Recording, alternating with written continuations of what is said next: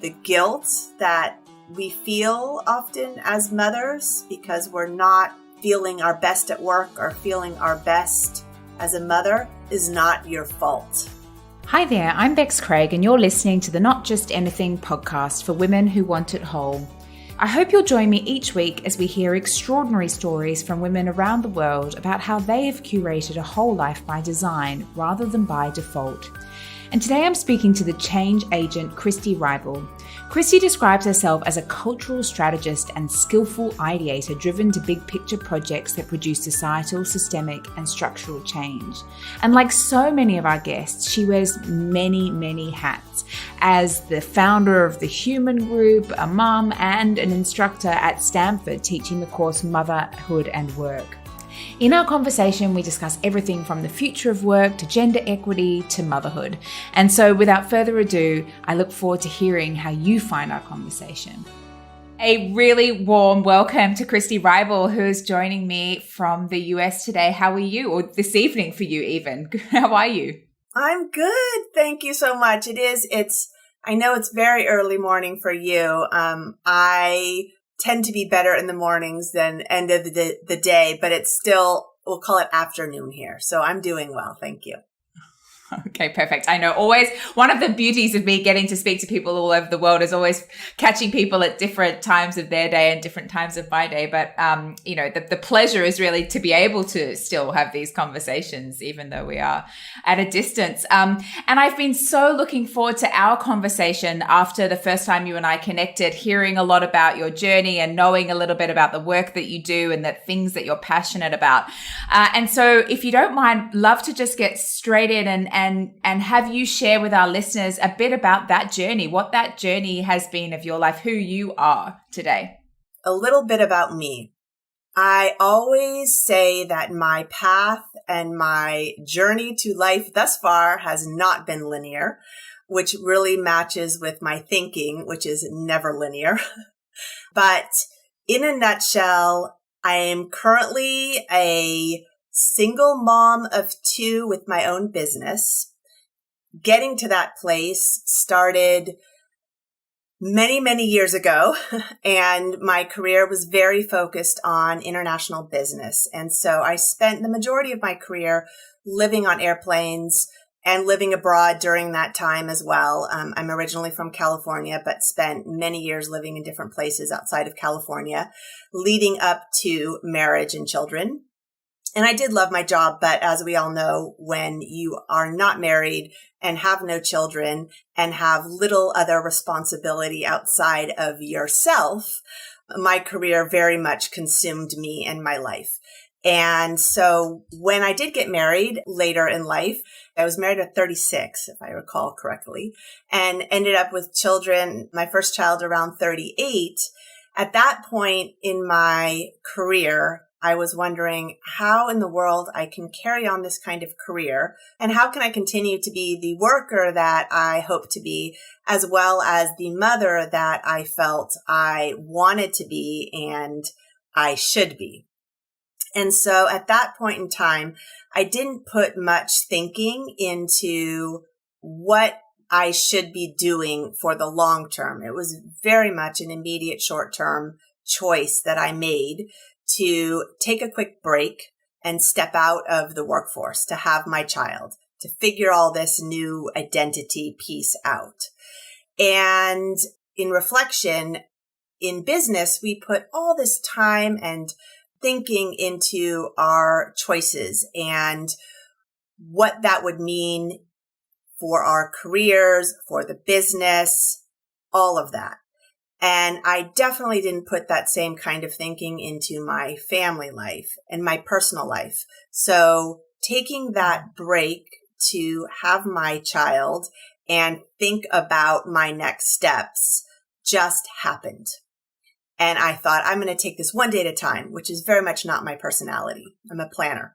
So in doing that, I buried myself into my baby, right? As we do when we have our children. And I definitely put my career on hold for that period of time, which I thought would be a very short-term stretch. That led to having baby number 2. So my time out of the traditional workforce kind of lengthened a bit.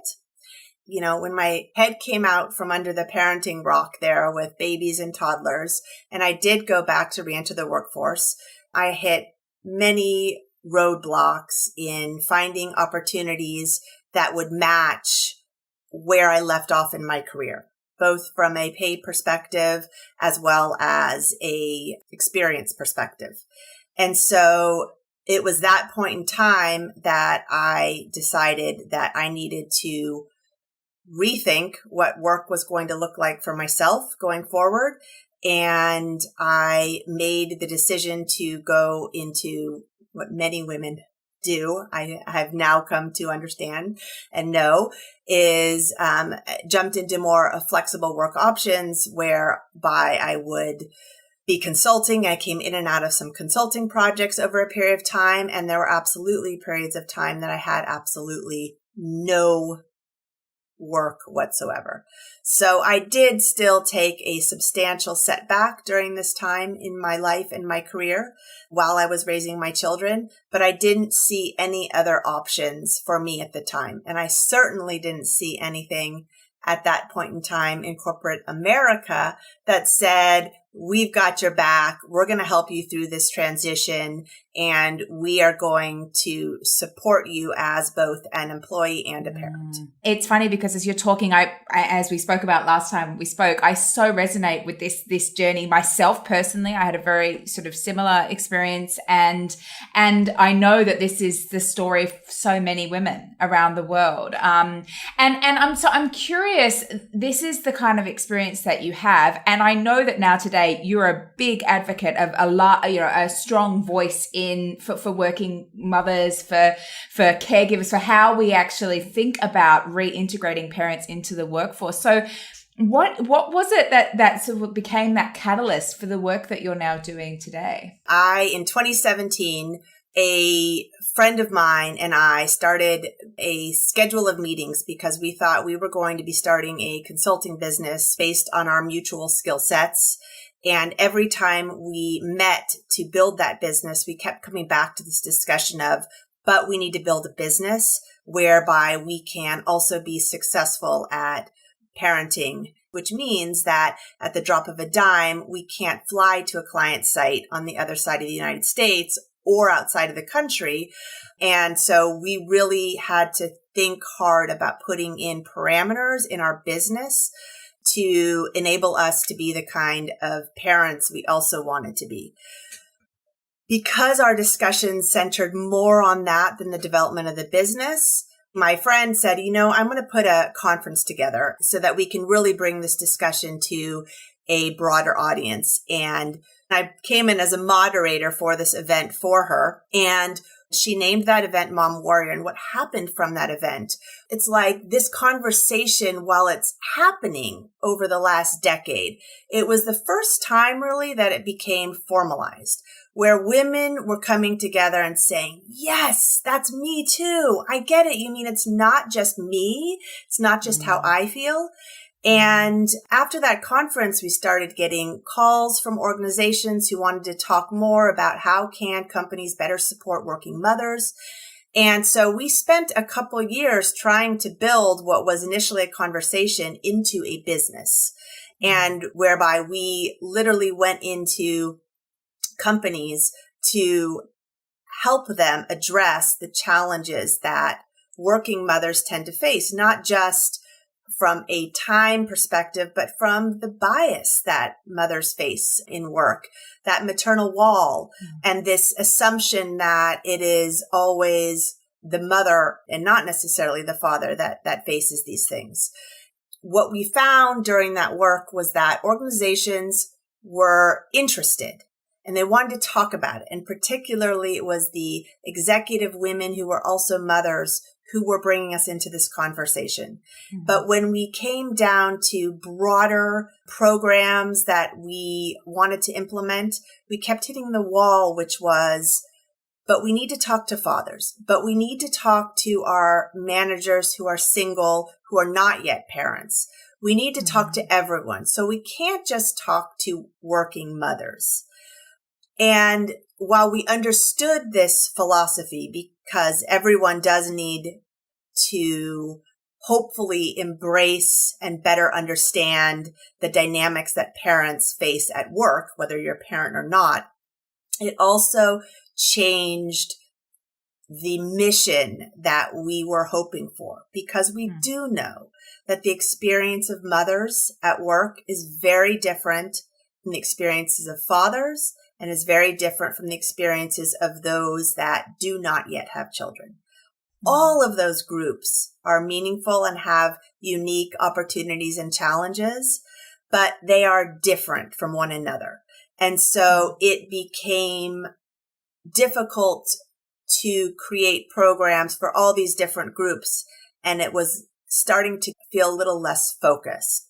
And so at that point in time, we moved on because we were having some challenges and with getting to that next level that we hoped to. And most of that was really because the organizations wanted it, but they weren't quite sure what to do. They didn't have the budget set aside for these kinds of topics and issues. Right. From that, I ended up starting an organization that did focus a little more broadly into the topics of leadership and how do you create leaders that are intelligent across gender, culture, and generation. And in that piece of gender intelligent leaders is that scope of, in order to have gender balanced organizations, you absolutely must address the challenges and opportunities of working mothers. And so come 2020, the bulk of the work that I was doing with the Huuman Group, which is the company that I launched in 2019, has really been centered around this notion of how do you create gender balanced organizations. While these challenges have existed for a long time due to all kinds of things from policy frameworks to organizational structures, but COVID really did put the dynamite into the existing cracks around the structures that support working parents. But on top of that, as you mentioned, to come full circle to your question on why I'm so passionate around this, is in 2018, I also went through a divorce. And what happened with that is it really fueled this deep understanding around working mothers and how do we accelerate our career in partnership, outside of partnership? How do we be the best parents we can be? How do we be the best leaders we can be?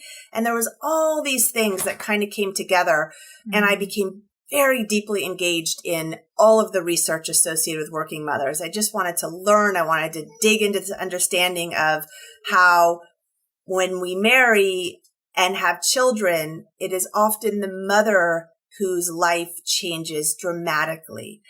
And typically the father's life does not change as much. And I don't want to wash that across every household in the world because there's definitely differences and changes. But when you look at the data, every one of these major organizations pulls out very specific data around working mothers. It is the mothers that are facing these huge challenges that are different than what fathers face. And so I teach this course now at Stanford called Motherhood and Work, Challenges and Opportunities for Change. And that was in play prior to the pandemic starting. And so the timing was spot on in many ways because we were able to literally pull in the data and the things that were going on in the world and talk about them as they are happening to us, right?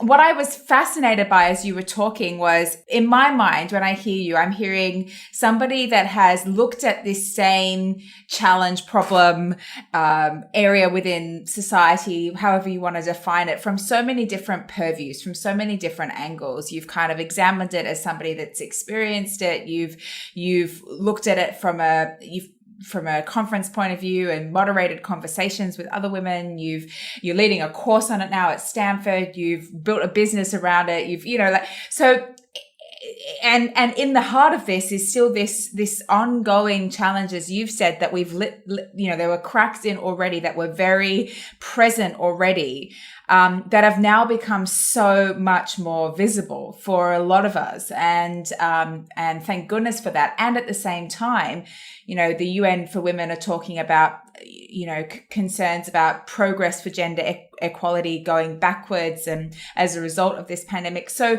what is in your mind, having examined this, having looked at this from so many different angles, and knowing all the stats, which I know that you do, what is sort of at the heart of all of this from your point of view? What are the big things that we all need to kind of waken up to? I have a few different answers to that, but I'm going to land on one, and one that literally keeps me awake at night. And that is when we talk about mothers at work, parents at work, caregivers who work, and when we talk about gender equality, which is very much intertwined into all of this, in my day-to-day life, it is women talking to women. But when you're looking at this from virtual conferences perspective, when you're looking at this from all the different topics that have been out there for free that you can join and educate yourself and listen to these kinds of topics, the majority of those that are attending these kinds of topics are women. I was just reflecting on this today, is that I put a simple post up on LinkedIn that was just about General Motors now having a board that is female dominant for the first time, and boards in the United States and globally as well, but are still predominantly male with maybe one or two women. Things are changing, but this is a big deal. And that announcement came out, and I just put it out there saying, I really do hope that one day it's not news. Right? It's not news when we have a 50-50 board that is gender balanced board of directors. And I had a lot of wonderful responses to that. One man liked it. Okay. So we'll keep it simple, right? Social media is about likes and hearts and all this stuff. But I think about that, and I know my audience is more female oriented, but until we can engage men in the conversation, things are going to move slowly. And I think for women, we take things this is personal for us, right? We feel it, we live it, we breathe it. It is important to figure out how do we engage men in the conversation, because solving for mothers at work helps everyone. Solving for gender equality helps everyone. It is not a zero-sum game. There is no loser. By more women on boards, you're not saying men are losing. We know that performance of organizations improve when you have gender balance. We know the statistics of mothers at work being extraordinarily successful and better leaders than they ever were before having children, more efficient. And so right now, I would say engaging men in the conversation authentically. And how do we get there? Yeah, I think it's a really important point to bring up. And I can imagine, and I remember when you were talking about first launching your business and everyone wanting to then think about all the different groups and how do you start to have that conversation, because part of it is personal and it is individual, and yet a lot of it is systemic and is something that we have built economies on and built ideas around. And so it does have to be solved at that whole system, and consciousness and awareness of that is a really fundamental part of this. And I know when we spoke last, you also said there are some really powerful statistics that you share with people to kind of bolt them upright. So if there are people listening, we do have about a quarter of our audience are men. And so, if they are listening, or women that might not have children yet, what are some of the statistics or the things that you know of because of the work that you've done that you would want to share based on, the motherhood penalty, for example, or things that you are awake to that you would want some greater consciousness around? So I think it's important for men and women both to truly understand the facts to know that when women advocate for these kinds of things, it is not because that individual person is struggling, but it's because every woman who is juggling work and children are having these same kinds of experiences. And I know I say every, and I always worry when I say every, because I don't want to blanket things across any one person. But I'm pulling this from the facts, and that all women experience some kind of penalty when they become a mother. And that penalty also extends to newly engaged women who do not yet have children, because the expectation and the bias suggests that they might someday. So therefore, we may not give them that promotion that perhaps we would if we knew for a fact that they weren't nearing childbearing age, etc. And these are things that intellectually in modern day life, we know. And men and women are saying, I don't do that. We don't do that anymore. We know better. But it's so deeply ingrained in our bias, in our gendered norms, our historical norms, that it does still exist today. And to get back to your question, which was, I think you said, what is the one thing you'd want everyone to know? And I would say, follow the data, not the person that's asking for it. And the data also does show that men and women both benefit when programs and policies are put in place to help working parents, working mothers. Also, those programs and policies benefit those that are not parents too. So that it's really just a full win-win-win. And so if you take the time, when you think, oh, I'm not a caregiver, or it doesn't affect me, or it doesn't matter to me, so I'm not going to pay attention to those kinds of things.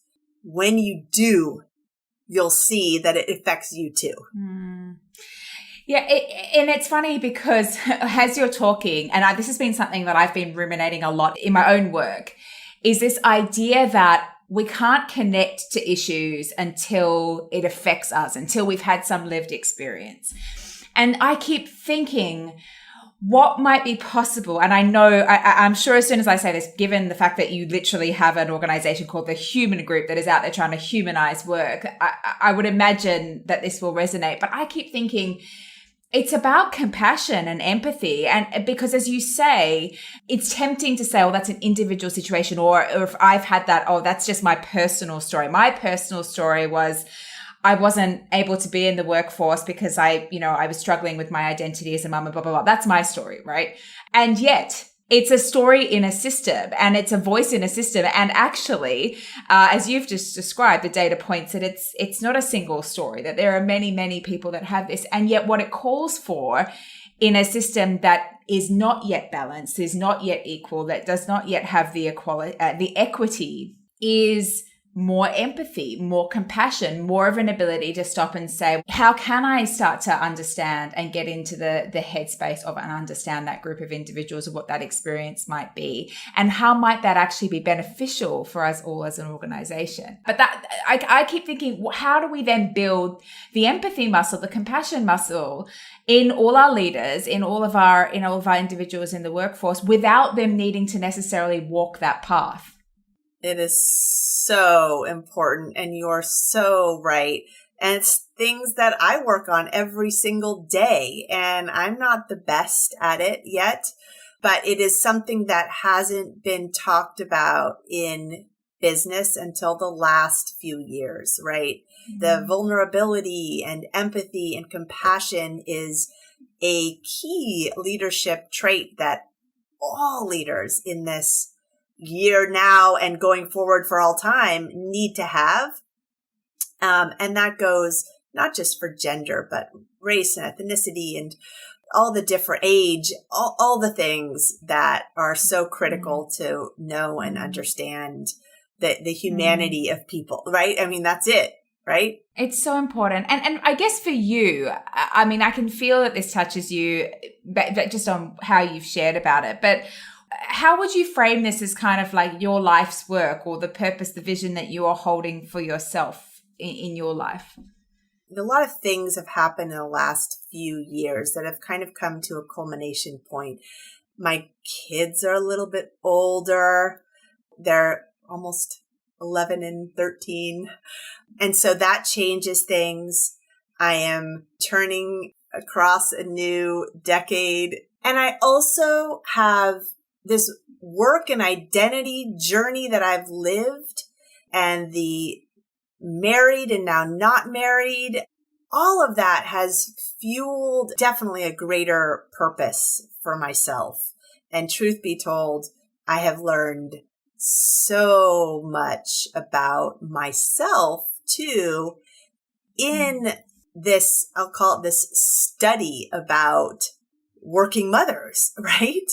It's made me feel better and understand others more, because that the realization, I think we said this earlier, that I am not unique in anything that I have felt or gone through since becoming a mother to this point in time, that everything that I have felt and experienced, there are other women who have felt and experienced those exact same things.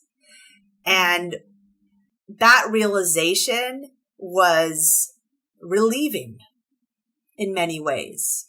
Everyone is unique and special, but what binds us is this thing as women, as mothers who are trying to navigate work and identity and all that. That's the piece that is linking all of us together, and the rest of us that we don't get to think about when we become mothers, the rest of us, the unique parts, the things that make us, interesting human beings, we push that aside. That's our unique stuff. That's the stuff that we should let shine, but we don't get to somehow. Thank you for going there. And now I want to know a bit more about that in your life. But, because we become so focused on these areas, because that is also a lot of the narrative that's woven into society, right? And it's funny because as I was listening to you speak even earlier, a lot of the time, and I know this through the work that I do with a lot of women and a lot of mothers, which is this sense that I've got a choice that I have to make. This polarity of, I want these two things, and yet they seem to be at odds. They seem to conflict with one another. And yet there seems to be this narrative around, I have to make a choice, or I have to figure out then somehow how to have it all, or how do I balance it all, or whatever. So then become so focused on these areas in our life, which I always say are part of the whole picture. Our work is part of what makes us who we are. And yet so often has become, the greatest identity marker that we have. And for me, it's so much broader than that. And I love that you talked about that, the other parts that uniquely define us. So tell me about that for yourself. So how would you think about your life in from a whole point of view? What are all the different aspects that sort of make you shine, as you say? I think the point in navigating children and work and what that looks like takes up so much brain power that we inadvertently can lose ourselves in that process, because we only have so much space, we think, and time, we think, right? My career and the international aspect to my career, and having lived many places and moved around quite a bit and really enjoy time spent amongst cultures other than my own, that is a big piece of who I am. Yet my focus certainly shifted with children and figuring out work and how I can do the kind of work I love and be the kind of worker, but also be the mother that I and society pushes us to be. But it's this conflict between the ideal worker and the ideal mother.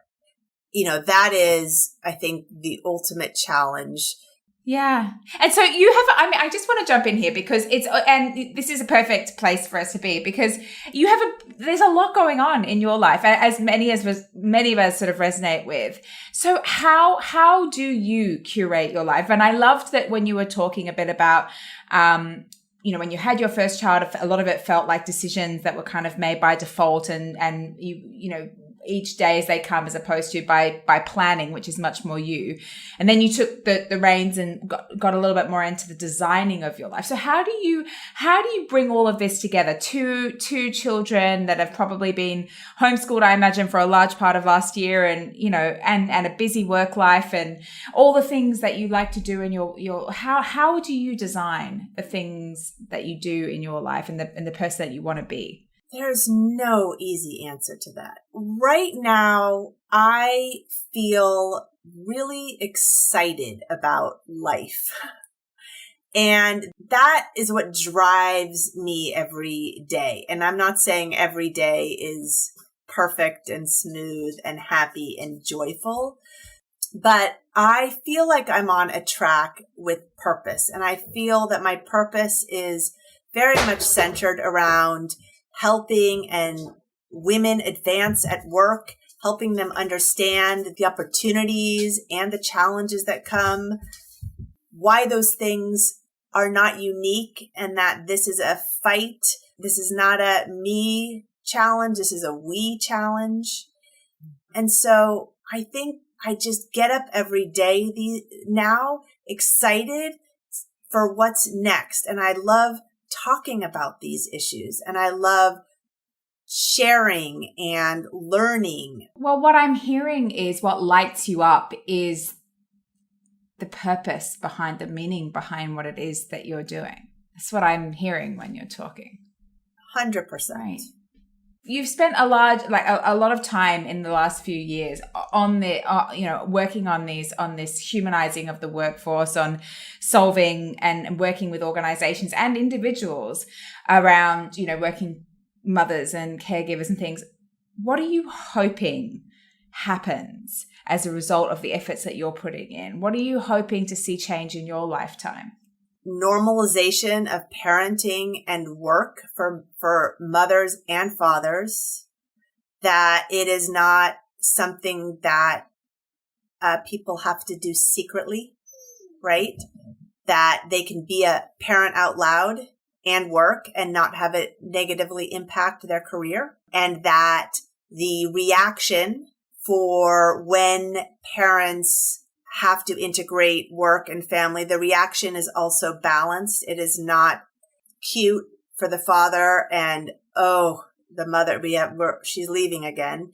I want to see organizations that are balanced. The story that's been told are, well, women are leaving because of childcare and because they're dropping out to be mothers, but it's way more complex than that. It is not just, oh, I'm leaving because I want to be with my baby. That's a big piece, of course. We love our children. We are making those choices to be able to spend as much time with our children. But that should be normalized for fathers too, right? Not just mothers. But when we get to this place of being able to fully integrate our work and family life without stigma or bias, I think that we will have come a really long way. And top of that, it starts also around gender equity in the home. Right now, this is being talked about profusely because of COVID, and Eve Rodsky has been an amazing proponent of how do we impact our home environments to affect change in our work lives. We can't affect change in our work lives if we don't change our home lives from a gender equal environment in our home. So So there's so much to be done. I mean, we have to do this in our homes and at work. I think for me, the theme that I keep feeling in this conversation is we have to talk to the individuals, and then we also have to go to the whole. And the whole system is what you're describing here is if we want to have more equalized opportunities in the workforce, and the same needs to be true at home. And I know I mentioned this to you when we spoke last, but I was really moved by a book that Annabelle Crabb wrote called The Wife Drought. And it's exactly what she's talking about how the glass ceiling in the workplace has a strong link to what is being done at home and who's taking care of what at home. And what you've said so many times is you create the space for women and you do the same for men. And that's just how you solve for this the whole system here. And so you have shared so many things that are really insightful and obviously very meaningful to you personally, but clearly would make a great difference for individuals all over the world. What are some of the kind of mantras, things that you live by, advice that you live by that you would maybe want to share with others? I literally say that curiosity is my currency and learning is my lifeblood. That is literally my personal mantra that I live by. I'm incredibly curious, always wanting to learn, and I never stop learning. So there's that one. And then the other one that I love that I use often, and I have to tell myself this often as well, is the quote, "Comparison is the thief of joy." And that's a staple. And, I'm an optimist in my life and I like to be happy. I prefer being happy over any other emotion, but the moment we compare, it can really steal our joy. It's a beautiful quote. It's so true. It's so true. There is no point in comparing them because as their own individually, they are just stunning. And so I think you're absolutely right. Comparison is the thief of joy. And more than that, it's about honoring our own beauty and our own uniqueness and our own journey and our own story and where we sit relative to where other people do is almost immaterial. Yeah. And so for people listening today who maybe they have sort of wakened up to some of the ideas that you've shared, or maybe they've known this and it's like, oh, thank goodness I'm not alone, or whatever it is, what are some last thoughts that you want to leave people with? What are some of the things that you want them to go away from our conversation thinking? I will quote Caitlin Collins, who is a sociologist who I've really come to love the work she's done around motherhood and work. And she says the guilt that we feel often as mothers because we're not feeling our best at work or feeling our best as a mother is not your fault. And I love that. And there's a great little clip of her saying that, and it gets me. It's emotional every time that I hear her say that. It's relieving. It's like, okay, we are doing the best we can. And there are things in society and history and these social norms that are putting up some challenges for us. It's not to say that we can't get through those and we can take ownership for ourselves, right? But there are other things at stake that need changing too.